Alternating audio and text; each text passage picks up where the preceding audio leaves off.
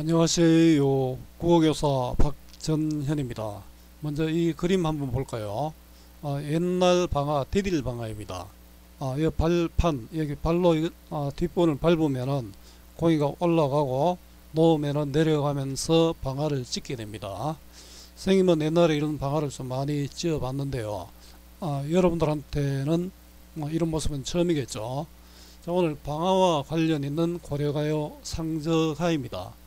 방화와 관련이 있지만은 이 내용은 행복한 집안의 비결을 보여주고 있습니다. 고려인들의 가정을 지키는 방법, 그것을 배울 수 있는 고려가요 상저가입니다. 이런 자식이 있다면 행복한 집일 것입니다. 어떤 자식일까요?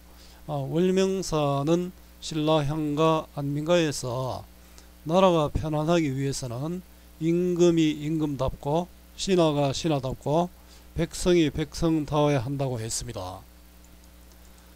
마찬가지로 한 가정이 편안하려면 부모가 부모의 역할을 잘하고 자식이 자식의 역할을 잘하면 됩니다. 부모의 역할도 중요하지만 자식의 역할도 필요하지요. 방아를 찧으면서 거친 밥을 지어서 부모님께 바치고 남으면 자신이 먹겠다고 말하는 고려 여인의 모습을 통해 부모에 대한 사랑을 노래한 고려가요 상저가입니다. 여러분들은 모두 다 이런 자식일 거라고 생각합니다.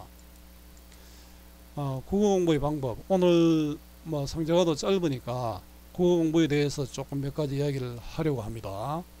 여러분, 많은 사람들이 학원도 다니고 또 많은 과외도 하고 이렇게 하지만 국어 공부의 결과를 얻기가 어렵죠. 자, 그 이유를 한번 알아보겠습니다. 자, 국어 공부는 외우는 것이 아니라 원리를 이해하는 것이라는 것, 이것을 꼭 알아야 합니다. 무조건 외우는 공부는 가성비가 낮습니다. 주어진 제시문을 대충 읽고 문제를 푸는 공부보다는 한 편을 하더라도 본문 중심으로 제대로 하는 공부가 도움이 됩니다. 그래야 국어 공부를 하는 근육의 힘을 기를 수 있습니다.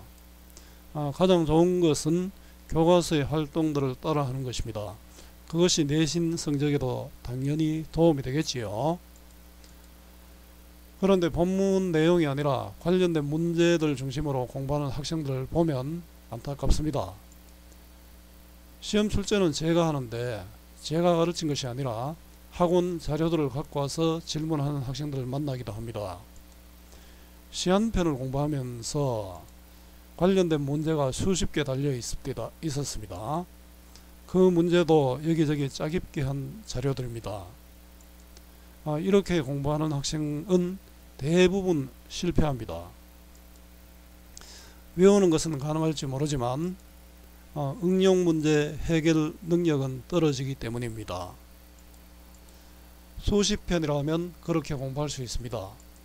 그러나 수백 편을 그렇게 공부할 수는 없지요. 차라리 30편 정도를 본문 중심으로 제대로 공부하는 것이 더 좋을 수 있습니다. 자, 우문문학 공부 방법, 요즘 이 공부 방법 문제를 많이 이야기하는데요.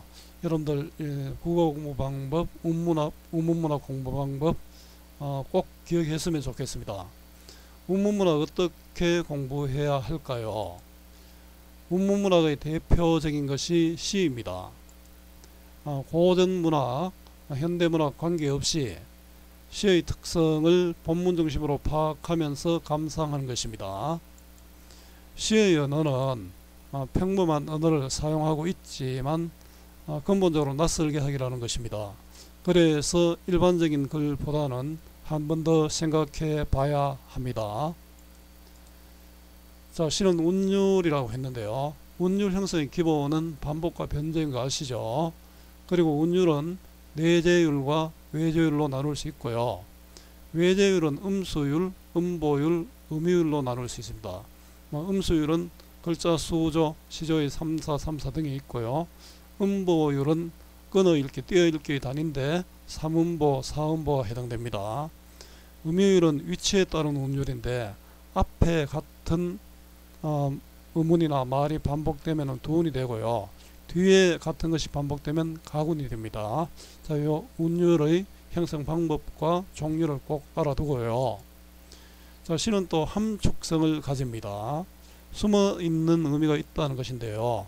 비유와 상징을 통해 주로 드러나고요. 또 시는 형상화가 반드시 일어납니다.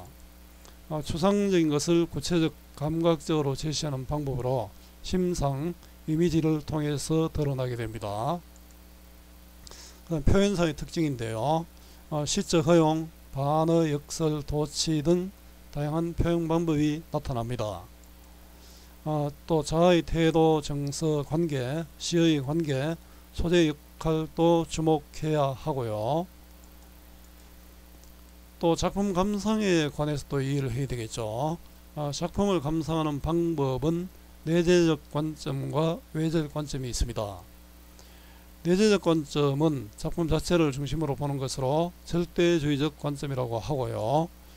외재적 관점은 작가를 중심으로 보는 표현론적 관점, 독자를 중심으로 보는 효용론적 관점, 사회를 중심으로 보는 반영론적 관점이 있습니다. 물론 내재적 관점과 외재적 관점을 어우르는 종합주의적 관점도 있습니다. 국문문학 공부할 때 본문에서 이러한 점을 중심으로 익히면서 그 원리를 이해하는 것이 필요합니다. 들기둥 방해나 디어 희에, 개우전 밥이나 지어 희에, 아바님 어마님께 받잡고 희하에, 남것이던 내 먹으리 희하에 희하에. 네 줄로 된 짧은 시입니다. 현대풀이 읽고 시작하겠습니다. 덜커덩 방 하나 지어, 거친 밥이나 지어서 아바님 어마님께 바치고, 남것이던 내 먹으리. 깨가 개가 6개인데 그죠? 자, 상제가는 상제는 방아를 찢는 것이고요. 그러니까 상제가는 방아를 찌르면서 부르는 노래 방아 타령이 되겠죠. 그래서 또 노동요입니다. 들기둥 방해나 디희에. 자, 들기둥은 덜커덩 의성어가 쓰였죠. 시에서 의성어가 쓰이면은 또 뭐 구체적인 지명 사투리가 쓰이면은 현장감, 구체성을 얻게 되죠. 디희는 찌어. 자, 덜커덩 방하나 찌어 희에. 희에는 요거는 후렴구인데요. 조홍구인데요. 고려가에서 조홍구는 해석할 필요 없죠. 자, 고려의 방아 찢는 모습을 보여주고 있지요. 자, 요 희에 이음구인데 해석할 필요 없고 감탄사입니다. 그죠? 마치 노동요 민요의 후렴구를 연상합니다. 고려가요에서 이 염구 또는 후렴구는 해석할 필요 없습니다. 대체로 흥을 돋구기 위한 구절의 흥을 돋구기 위한 역할을 합니다. 자, 염구를 반복하여 운율감을 형성하면서 분위기를 고조합니다. 개우전 밥이나 지어. 자, 개우전은 거친. 자, 거친 밥이나 지어. 거친 밥이니까 굉장히 서민적임을 알 수 있죠. 자, 고려 서민들의 힘든 삶의 모습을 드러내고 있습니다. 옛날에 뭐 흰밥에 소고기국 이런 말도 있는데요. 뭐 거친 밥이나 라도 먹을 수 있으면 좋죠. 자, 촌부의, 자, 촌안악내의 생활입니다. 그 선생님은 촌놈이죠. 아바님 어마님께 받잡고 희하에. 자, 아바님 어마님께 받잡고. 자, 아바님 어마님께 아바님 어마님께 부서죠. 받잡고요, 잡을요. 받잡고를 우리 객체 높임이 쓰였다고 하는데요. 자, 객체 높임은 문장의 부서어와 목적어를 높이는 방법입니다. 자, 국어 높임법을 한번 정리해 볼까요? 자, 주체 높임법, 문장의 주체를 높이죠. 또 주체의 소유물 또 높일 수 있죠. 그걸 간접 높임이라 하죠. 객체는 문장의 부서 목적어를 높이는 것이고요. 상대 높임은 음할음이 결정되죠. 우리 격식체와 비격식체로 나누고, 비격식체는 해체, 해요체가 있고, 격식체는 해라체, 하계체, 하호체, 합쇼체가 있었죠. 자, 높임법은 반드시 정리해 둘 필요가 있습니다. 남 것이든 내 먹으리. 자, 남으면 내가 먹겠다.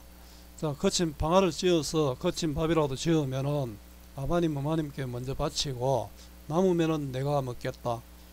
굉장한 효녀죠. 어려운 환경 속에서의 효심이 드러난다, 그죠? 자, 촌부의 효심이 드러납니다. 자, 고려가요고요. 개인의 마음을 노래한 서정시입니다. 성격은 방아를 찧으며 부른 노동요이고요.